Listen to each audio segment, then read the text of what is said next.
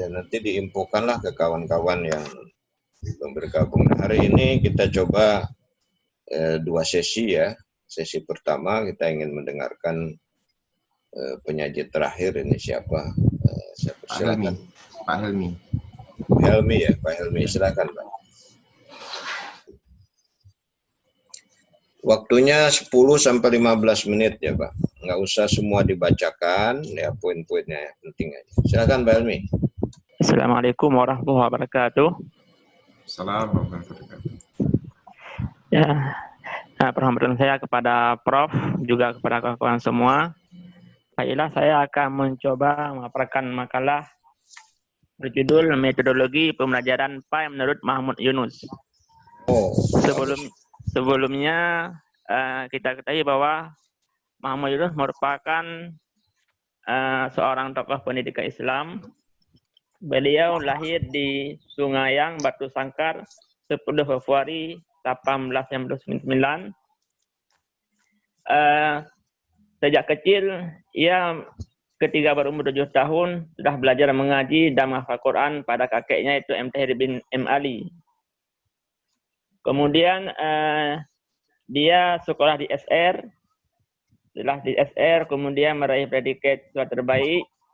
Kemudian dia melanjutkan pendidikan di madrasah school hingga terakhir di Azhar Mesir. Setelah di Darul Ulum, ia tertarik untuk belajar di lembaga pendidikan tersebut. Selain Darul Ulum merupakan lembaga pendidikan Islam terkenal di Mesir pada waktu itu, ia juga diberikan materi pengetahuan umum. Kemudian Mahmud Yunus tidak hanya melalui berbagai pendidikan, tetapi dia juga melakukan pembaharuan pada lembaga pendidikan, bahkan juga turut mendirikan lembaga pendidikan. Sebuah lembaga pendidikan madrasah school yang didirikan oleh Syekh Haji Muhammad Umar di Batu Sangkar tahun 1910. Ia terpaksa ditutup pada tahun 1913 karena kekurangan kelas. Menyikapi hal itu, pada tahun 1918, Mahmud Yunus menghidupkan kembali sekolah tersebut. Selanjutnya, Mahmud Yunus juga memimpin sebuah lembaga pendidikan, itu Persatuan Guru-Guru Agama Islam PGAI di Padang tahun 1931. Kemudian juga beliau seorang penulis dan juga menjadi rektor IAIN Imam Bonjol tahun 1966 hingga 71. Di antara karya beliau itu sangat banyak.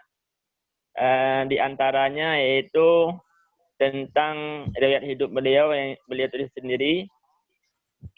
Selanjutnya sejarah pendidikan Islam tahun 1979 menggambarkan tentang sejarah pertumbuhan dan perkembangan pendidikan Islam di beberapa daerah. Kemudian sejarah pendidikan Islam tahun 1992.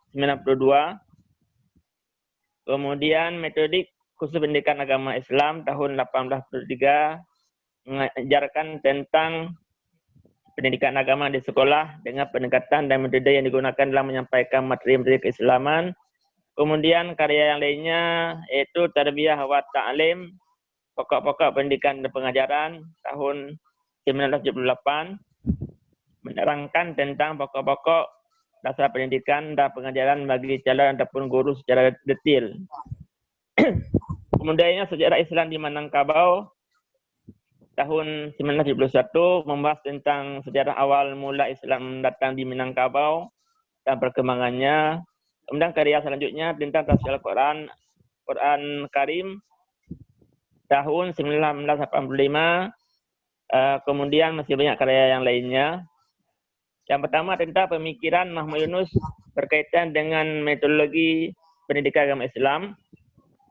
Menurut beliau, tujuan pendidikan Islam adalah yang pertama untuk kecerdasan seseorang. Yang kedua untuk kecakapan kerja. Masih menurut beliau, ia menginginkan agar pendidikan yang diberikan kepada peserta didik dapat membawa kebahagiaan dunia dan akhirat. Pendidikan diharapkan dapat menghasilkan seseorang yang profesional dengan profesi yang tetap memiliki akhlak mulia. Ia menerangkan bahwa pendidikan yang lebih penting dan utama adalah pendidikan akhlak. Karena Rasulullah SAW itu ke muka bumi adalah untuk memperbaiki akhlak yang budi pekerti manusia. Atas dasar pemikiran tersebut, menurut Muhammad Yunus, tugas utama dan pertama yang menjadi beban para ulama, guru, dan pemimpin Islam adalah mendidik anak, para pemuda, putra-putri, orang dewasa, dan masyarakat umum dengan tujuan agar mereka memiliki akhlak yang mulia dan budi pekerti yang mulia. Selanjutnya, menurut Muhammad Yunus, pendidikan agama Islam ada 3 fase. Yang pertama, fase pendidikan agama untuk anak-anak adalah fitrah dan amalan. Fase yang kedua, pendidikan agama untuk pemuda-pemudi merupakan fase pertengahan untuk agama rohani dan perasaan. Fase yang ketiga adalah fase pendidikan agama untuk orang dewasa ataupun mahasiswa, merupakan agama logika dan pemikiran. Tujuan pendidikan agama adalah untuk mendidik anak, pemuda, dan orang dewasa menjadi muslim yang sejati, beriman, teguh, beramal saleh, dan berakhlak mulia, sehingga ia menjadi seorang anggota masyarakat yang sanggup hidup di bumi ini, mengabdi kepada Allah dan berbakti kepada bangsa, tanah air, bahkan sesama manusia. Kemudian, sifat-sifat yang dimiliki seorang guru menurut Muhammad Yunus, yang pertama, guru haruslah mengasihi murid-muridnya seperti ia mengasihi anak-anaknya sendiri. Kemudian yang kedua, guru harus memiliki hubungan yang erat dan baik terhadap anak didiknya. Kemudian sifat guru yang ketiga menurut Muhammad Yunus, guru juga harus mempunyai sifat rasa kesadaran akan kewajibannya terhadap masyarakat, dan seorang guru harus tahu bahwa tiap-tiap pelajaran yang diajarkan adalah untuk dan demi kepentingan masyarakat. Yang keempat, guru haruslah menjadi contoh bagi keadilan, kesucian, dan kesempurnaan. Kemudian guru harus berlaku jujur dan ikhlas dalam pekerjaannya. Yang keenam, seorang guru juga harus berhubungan dengan kehidupan masyarakat. Yang ketujuh, guru harus berhubungan dengan perkembangan ilmu pengetahuan. Kemudian guru juga harus belajar terus-menerus. Guru harus mempunyai cita yang tetap. Juga sifat guru harus berbadan sehat, telinga juga harus nyaring, mata juga harus tajam. Kemudian guru juga harus membiasakan murid-muridnya untuk percaya diri dan bebas berpikir. Kemudian seorang guru hendaknya berbicara pada anak didiknya dengan bahasa yang dipahami dan mudah dimengerti. Kemudian seorang guru harus memiliki pendidikan akhlak. Guru juga harus memiliki kepribadian yang kuat. Guru juga harus memiliki badan yang tetap. Kemudian menurut Muhammad Yunus, tujuan pendidikan agama harus berjalan dengan baik dan memuaskan. Yang pertama, hendaklah guru mempunyai persediaan dan kemampuan untuk menjadi pengajar. Yang kedua, guru berilmu pengetahuan yang luas. Guru pandai membawa diri bergaul dengan guru yang lain. Guru memakai pakaian yang bersih dan teratur. Kemudian metodologi dan pendekatan agama Islam menurut Muhammad Yunus, yaitu terungkap dalam kata-katanya at-tariqah ahamu min al-madad. Menurut Muhammad Yunus, metode adalah jalan yang akan ditempuh oleh guru untuk memberikan berbagai pelajaran kepada murid-murid dalam berbagai jenis mata pelajaran. Ia merupakan fitah ataupun garis yang direncanakan sebelum masuk dalam kelas dan dilaksanakan di dalam kelas waktu mengajar. Menurut Muhammad Yunus, kaedah umum dalam mengajar pendidikan agama, yang pertama, pendidikan agama harus diberikan segera pada anak-anak dari kecil hingga dewasa. Yang kedua, pendidikan agama harus diberikan menurut sistem baru. Yang ketiga, dalam pelajaran ibadah harus dipentingkan ibadah amaliyah dan praktek serta hikmah dan pengaruhnya. Yang keempat, harus diusahakan menarik anak-anak supaya mengamalkan ajaran agama yang dipelajarinya. Kemudian guru agama harus menjadi imam dan ikutan. Yang selanjutnya, guru menerangkan permasalahan agama yang tersebar di lingkungan. Guru juga harus menjelaskan hubungan yang ada antara agama dan kebahagiaan dunia serta kemajuan masyarakat. Guru juga memperingatkan kepada murid supaya waspada terhadap propaganda orang-orang anti agama ataupun memandang rendah terhadap agama Islam. Guru harus memberikan pengajaran agama terhadap sepenuhnya kepada anak didik. Kemudian kurikulum pendidikan agama Islam Sudah cukup ya? Muhammad, Cukup. ya. Cukup. Nah, ini yang penting fokus kita ini metodik ya, metodologi ya. Fokusnya kita mau mendalami metodologi pendidikan agama Islam itu dari Mahmud Yunus. Tentang yang lain-lainnya ya penting juga, tapi fokusnya adalah bagaimana konsep Mahmud Yunus tentang metodologi pendidikan agama Islam, PAI. Metodologinya kayak apa? Saya langsung saja, ada saudara yang ingin mengajukan pertanyaan, silakan dulu sebelum saya mencoba menjelaskan nanti. Silakan yang mau bertanya. Silakan. Ya, kawan-kawan ada yang mau bertanya? Atau saya dulu deh. Ku Helmi. Dr. Helmi berbicara tentang apa yang sudah disampaikan tadi kan, di mana seorang guru harus begini, harus begitu dalam rangka mengajarkan pengetahuan agama kepada murid-murid. Nah, dari sisi metodologi kita lihat di sini agak sulit menangkap metode pengajaran apa yang merupakan konsep beliau itu. Ya. Jadi metode apa saja? Silakan. Menurut beliau yang utama dalam metode pendidikan agama Islam harus diutamakan kepada budi pekerti pun akhlaknya lebih utama menurut beliau. Sehingga kan ada ungkapan at-tariqah ahamu minal al-madad. Itu metode lebih utama daripada lebih utama timbang yang lain. Menurut beliau yang lebih utama adalah pendidikan akhlak yang lebih utama kepada anak-anak. Kemudian selanjutnya tentang pelajaran ibadah juga harus diperhatikan amaliyah dan praktek. Tidak demikian, yang menurut beliau yang lebih utama itu akhlaknya yang ditekankan. Karena terlebih kan Rasulullah diutus ke dunia kan untuk memperbaiki akhlak manusia. Itu juga menjadi sandaran beliau dalam mengajarkan metode pendidikan agama Islam. Demikian, Pak Amir. Iya. Ya, yang lain coba, silakan yang lain.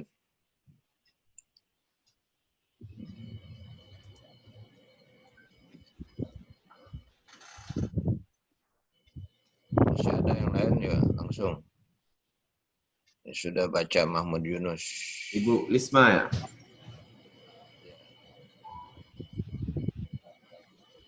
Ya, silakan Ibu Lisma. Oke, Assalamualaikum warahmatullahi wabarakatuh. Assalamualaikum warahmatullahi wabarakatuh. Ustadz Helmi, ada Ya. nggak kira-kira kiat atau apa yang dari Mahmud Yunus itu yang cara yang lebih mudah agar kita bisa menerapkan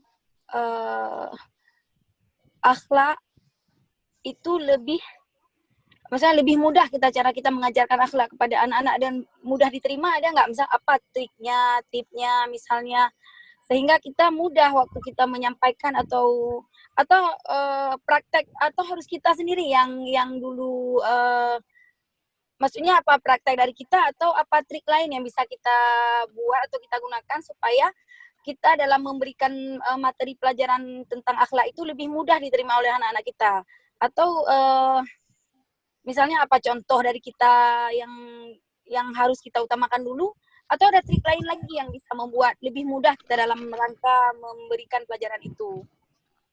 Nah, itu aja. Terima kasih kepada Ibu Lisma.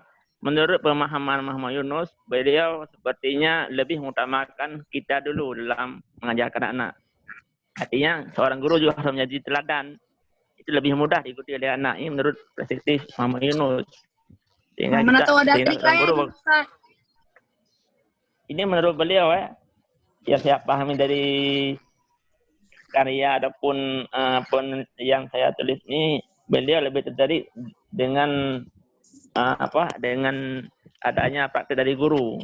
Ya. Kemudian juga menurut beliau penyampaian terhadap anak-anak juga harus menarik. Artinya jangan sampai seorang guru waktu menyampaikan tidak memberi semangat kepada anak didik, sehingga tidak bergairah untuk mendidik yang didik. Ini Intinya- manusia menurut ya. Intinya artinya yang teladan pertama. ya. Apa? Intinya teladan ya Ustaz ya. Ya, intinya teladan kita seorang guru. Itu lebih utama menurut Mahmud Yunus. Kadang ada trik lain yang apa bahasan dari Mahmud Yunus tersebut yang bisa kita praktekkan sehingga teladan menjadi nomor 1 dan trik lain menjadi nomor 2. Yang kedua, kemudian bahasa penyampaiannya, bahasa komunikasi ke anak-anak yang lebih mendekati anak-anak. Itu yang kedua menurut saya yang pahami dari pemikiran Mahmud Yunus.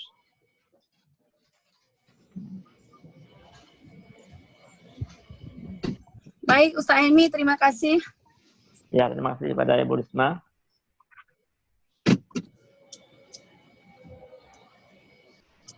Oke, masih ada langsung kalau gitu.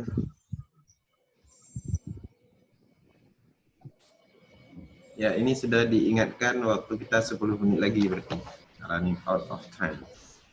Oke, catatan saya pertama kalau kita melihat pikiran orang, apa problem yang ada pada waktu itu ya, problem yang dihadapi pada waktu itu pada zaman Mahmud Yunus. Problem yang dihadapi itu adalah pembelajaran yang tradisional, yang tidak terukur ya, tidak terukur. Jadi orang misalnya di pesantren, berapa lama sih dia harus baca kitab, bisa baca kitab itu nggak ada ukurannya. Mau setahun, 2 tahun gitu. Jadi tidak efisien, banyak buang-buang waktu. Itu kegelisahannya itu. Kegelisahan Mahmud Yunus itu. Yang kedua, problem yang dihadapi lagi oleh Mahmud Yunus, orang belajar bahasa Arab pada waktu itu, khususnya bahasa Arab nih ya, itu hanya teori tapi tidak miskin praktek. Misalnya orang hafal tentang kaidah-kaidah sorob, nahu ya, balagoh ya, hafal alfiyah dan tapi nggak bisa berbahasa Arab. Nah, ini pas itu. Coba orang-orang tamatan pesantren ya, umumnya kalau suruh baca kitab ya, memahami, menafsirkan, mahir itu. Tapi suruh berbicara bahasa Arab ya nggak terampil. Terutama bahasa Arab yang asriyah, bahasa Arab kontemporer ya. Jadi misalnya percakapan di bandara, percakapan di lapangan terbang itu ya, percakapan di swalayan, percakapan di perpustakaan itu kena bahasa kosakatanya itu kosakata yang klasik ya dan miskin. Misalnya ja'a jaidun, ro'aitu jaidan, marortu bijaidin. Hanya si jaid saja diulang-ulang. Bicara mubtada khobar, fi'il fa'il, si jaid saja, nggak ada yang lain. Jadi ini tidak mendukung. Ini problem yang dihadapi di bidang metodologi, kata Mahmud Yunus, ini harus dipecahkan ini. Ketiga adalah sikap dikotomis masih ada ya. Sikap yang memandang ilmu agama itu terpisah dari ilmu umum. Bahkan sebagian masyarakat memandang tidak penting ilmu umum itu. Nah, ini juga ya. Ini 3 hal ini yang oleh Mahmud Yunus menjadi tantangan. Nah, dari situlah dia mencoba mengembangkan model metodologi pembelajaran, baik metodologi pelajaran PAI, ya metodologi pelajaran Quran, hadis, pengajaran fikih, itu ada bukunya. Ya, jadi ada buku tentang metodik khusus. Nah, itu ya. Metodik khusus. Jadi misalnya metodik tentang membaca, metodik menghitung, metodik menulis. Ya. Jadi metodenya. Kalau saudara misalnya pernah belajar menulis kaligrafi, itu metodik gitu. Ya. Bagaimana menulis setiap huruf Arab itu tekniknya menulisnya itu metodiknya. Jadi itu yang menjadi pusat perhatian Mahmud Yunus adalah bagaimana dia meng-create, ya, menciptakan ya model pembelajaran yang bisa membantu masyarakat untuk mampu berbahasa Arab, ya, tidak hanya pemahaman, tetapi juga secara lisan dan tulisan, baik bahasa Arab klasik maupun bahasa Arab kontemporer. Untuk itulah dia menulis menawarkan metode bahasa Arab ini yang disebut dengan at-thariqah al-mubasyarah, atau dalam bahasa Inggrisnya itu direct method. Direct method itu model mengajar bahasa Arab langsung dipakai, langsung diterapkan. Jadi bukan dari teori langsung. Untuk itu dia menulis buku sebanyak 3 jilid, judulnya Ad-Durus Al-Lughah Al-Arabiyah. Nah, jadi dimulai siswa itu diajak memahami sebuah topik, misalnya fil bait, fil matbah, bisahatil sahatil la'bi, fil mator, fit tariq, fil madrasah. Nah, ya kan gitu. Dan seterusnya itu. Terus diulang-ulang sampai anak itu bisa berdiskusi, berbicara di sekitar permasalahan yang terkait di rumah. Di rumah itu ada apa? Ya, peralatan rumah tangga. Ya, peralatan rumah tangga itu kursi, meja, pintu, lemari, tempat tidur, semua itu.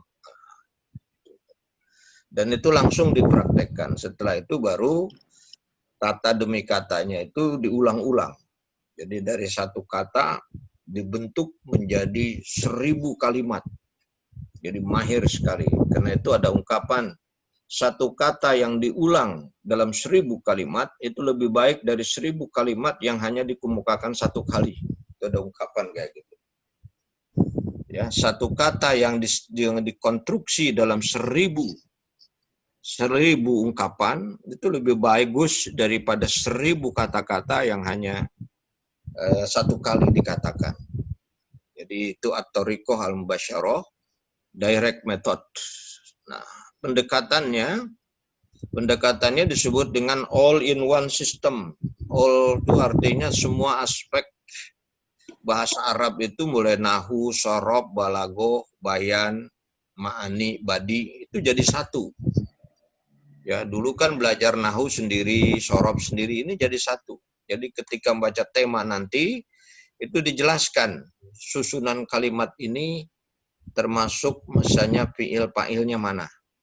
Nah, terus nanti ketika ada kata kerjanya ini bentuk fiil mudhari atau fiil madi. Nah, terus nanti dari sisi balagohnya ini dalam bentuk misalnya insya atau khobar. Nah, itu terus begitu. Ya, dengan begitu maka nahu segala macam itu sudah dipraktekkan. Ini yang disebut dengan all in one system. All, semua in one system dalam satu sistem. Inilah yang diajarkan oleh Mahmud Yunus di Kuliyatil Mu'allimin. Yang salah seorang muridnya itu Imam Zarkasi. Ya, Imam Zarkasi ini sebelumnya juga sudah belajar bahasa Arab ke Ki Hashmi. Nah, setelah itu jadi waktu siapa ini Imam Zarkasi belajar ke Mahmud Yunus, dia sudah menguasai bahasa Arab. Cuman dari segi metodiknya dia terinspirasi oleh Mahmud Yunus.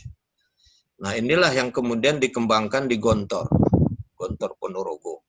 Nah, jadi Gontor itu adalah pengembangan lebih lanjut dari yang diperoleh oleh Imam Zarkasi dari Mahmud Yunus. Ya, tentu saja oleh Imam Zarkasi dikembangkan lagi itu. Karena ada studi juga dia ke Mesir, studi ke Afrika Selatan, dan juga studi ke India. Dari situ muncullah konsep pendidikan bahasa Arab di Gontor yang sampai sekarang sudah terbukti efektif di dalam melahirkan orang-orang yang mahir berbahasa Arab, berbahasa Inggris. Contohnya sangat banyak ya, ada Din Samsudin, ada Nurholis Majid, ada Hasim Muzadi, ada siapa lagi itu, banyak lagi lah tokoh-tokoh yang sudah terbukti. Nah, itu hasil dari antara lain yang kita lihat dari produknya dari Mahmud Yunus. Nah, yang kedua, Mahmud Yunus juga adalah dia berhasil menawarkan metodik khusus ya pendidikan agama Islam. Itu ada bukunya metodik khusus pendidikan agama Islam.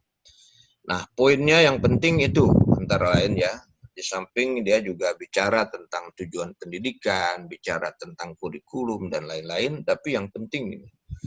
Nah, apa bagi kita maknanya? Maknanya Keuntungannya dari itu apa?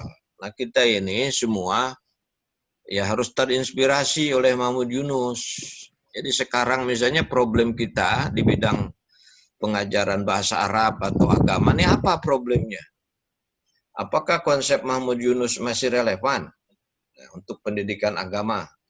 Kalau sudah tidak relevan lagi, ya kita juga sekarang ditantang untuk menawarkan satu model pengajaran yang lain ya, selain yang ditawarkan oleh Mahmud Yunus. Itu kan ada misalnya bukunya Profesor Dr. Hadi Hidayat ya. Saudara baca nggak itu? Ya, Al-Arabiyah bin Namajiz. Gitu. Baca nggak itu? Itu ditulis oleh Profesor